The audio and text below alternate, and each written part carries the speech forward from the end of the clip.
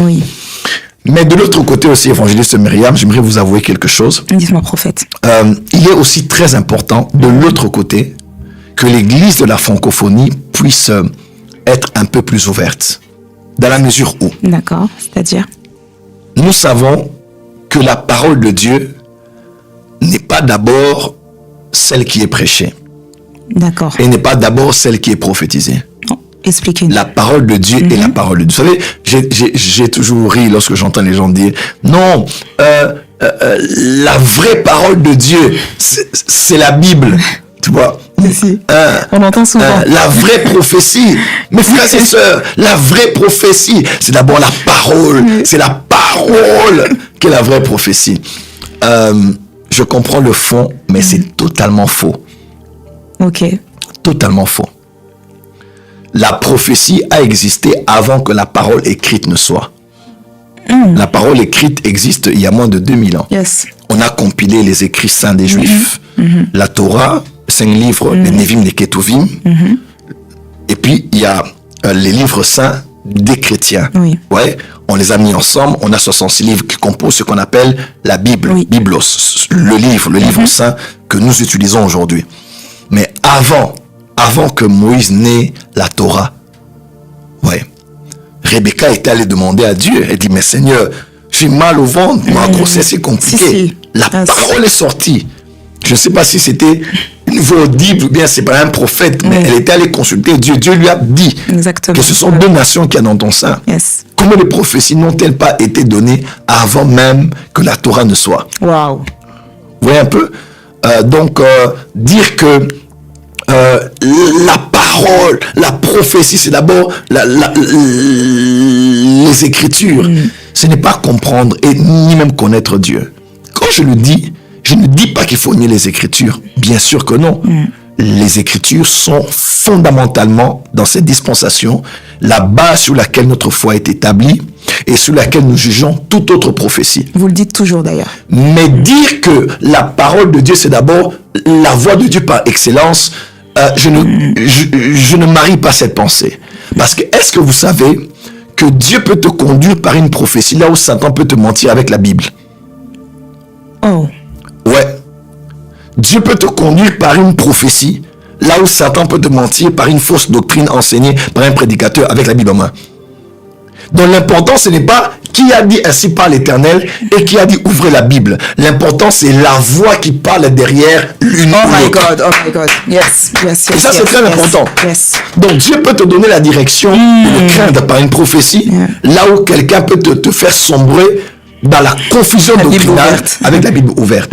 Donc alors que faire? Il faut craindre Dieu, aimer Dieu, écouter Dieu par les Écritures, écouter Dieu par la prophétie.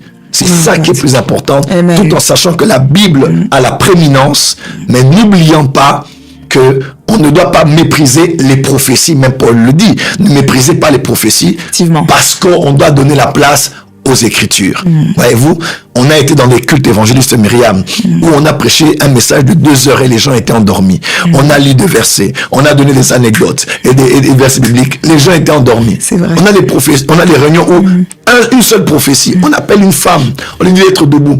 La sœur Niche peut se rappeler, et ceux qui sont de Madagascar, j'étais chez mon frère le bishop Patrick au Madagascar, à l'église Shine, que je salue d'ailleurs toute la communauté Église Shine, et mon frère le bishop Patrick, un homme formidable, c'est vraiment un homme qui a un cœur extraordinaire. Il est attaché au ministère du bishop Dag Miles aujourd'hui. Oh, d'accord. Oui, bishop Patrick, j'ai travaillé chez lui. Il m'a dit non, comme tu es de passage, travaille chez moi. Alors la salle était full, bondée. Ceux qui étaient là peuvent se rappeler. J'étais à Antananarivo. Et puis j'ai la parole et je l'aime. J'ai donné beaucoup de paroles de connaissance. Et j'ai cité le nom d'une femme. J'ai cité comment elle était. La femme était loin. Imaginez-vous le nom des Malgaches, ce sont les noms. Même à Madagascar, là-bas, l'onction prophétique est toujours... Mais bien sûr que oui. Non, l'onction prophétique, qui a un visa international. Nous, on n'a pas de passeport diplomatique, on n'a pas de problème de... Vous mettez n'importe où, je prophétisais, quoi. N'importe où. N'importe où. On est dans l'affaire Madagascar, et puis les noms des Malgaches ne sont pas très faciles. Des fois, c'est long. C'est même une phrase. Voilà. On vous aime très fort. On vous aime comme ça. Et puis, la femme est venue, et Dieu m'a dit, on doit faire une offrande pour cette femme. tout l'argent qu'on a pris, les gens commençaient à donner des biens. Les vidéos sont sur Internet. On a pris tout ce qu'on avait là, on lui a donné. Voyez-vous? Peut-être juste cet acte d'amour, de générosité, de libéralité peut plus prêcher à l'église qu'une prédication de 2 heures. Oui, oui, oui. Parce que Paul a dit que veillez à ce que tout se passe pour l'édification. Vaut mieux une prophétie qui édifie de 30 minutes qu'une prédication qui en dort de 2 heures. Yes. Ouais. Très bien, très bien. Pourquoi? Parce que le Dieu qui parle par la prophétie ou qui peut parler par la prédication est celui que l'on doit écouter.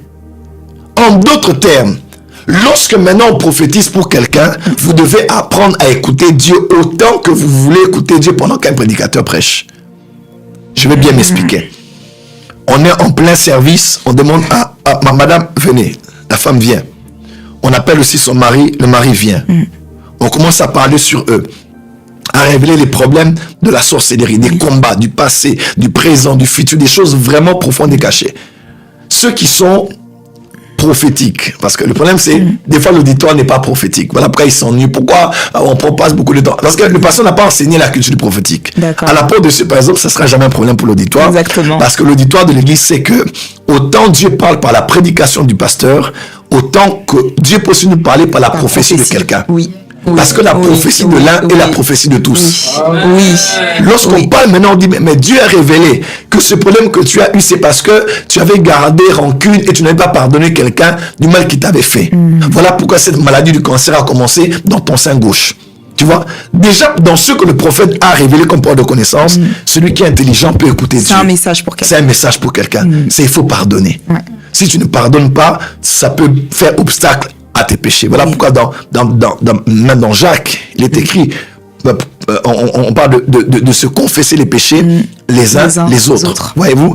Parce que si on ne se pardonne pas, cela peut faire obstacle à nos prières. Oui. Donc, au lieu qu'on écoute ça dans une prédication, une prophétie qu'on donne à quelqu'un peut nous donner des leçons, peut nous donner des principes, peut nous rendre réel la Bible, peut nous faire comprendre certaines réalités du monde spirituel que nous a toujours prêché.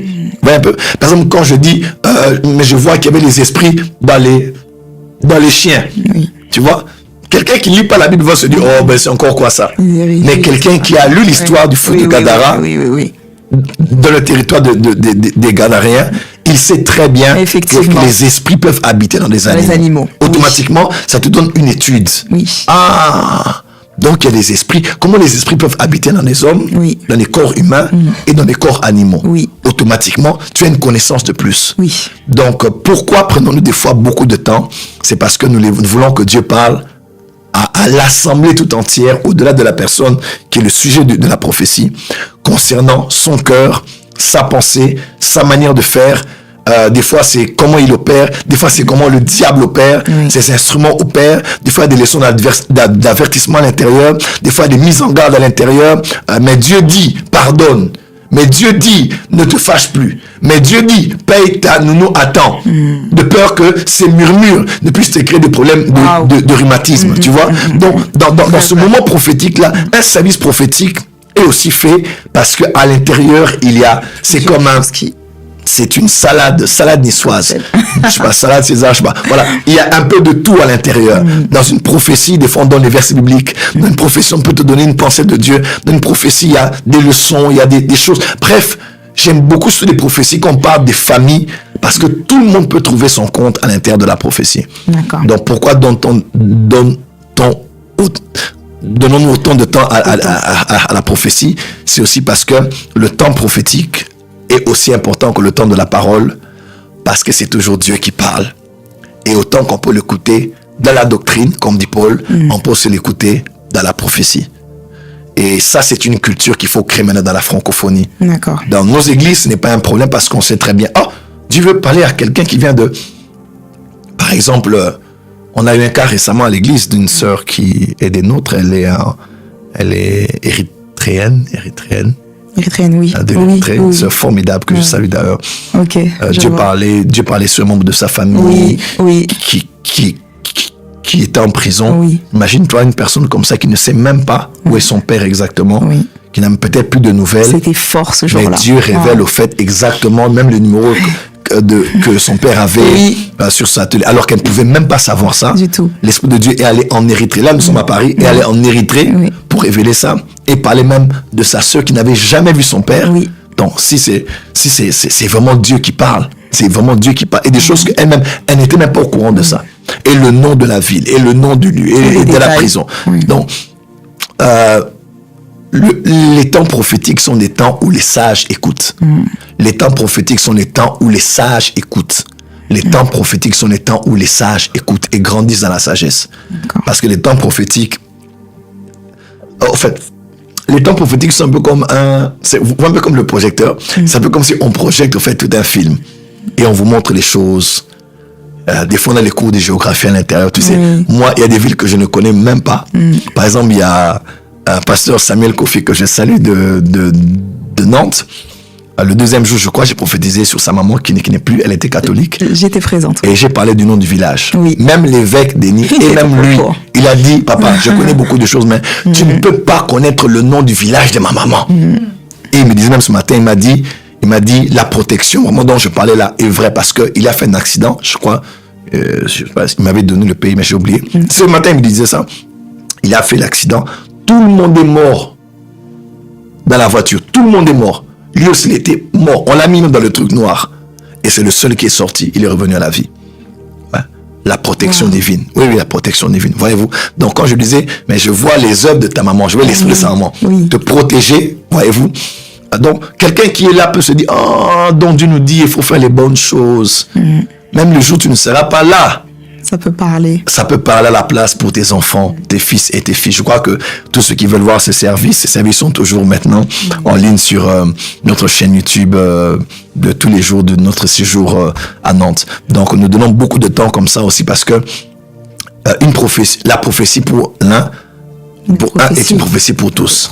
Donc, c'est maintenant là aussi que tu peux prendre une offrande, tu te connectes à ce qu'on déclare sur la personne. C'est possible aussi de le faire? Bien sûr.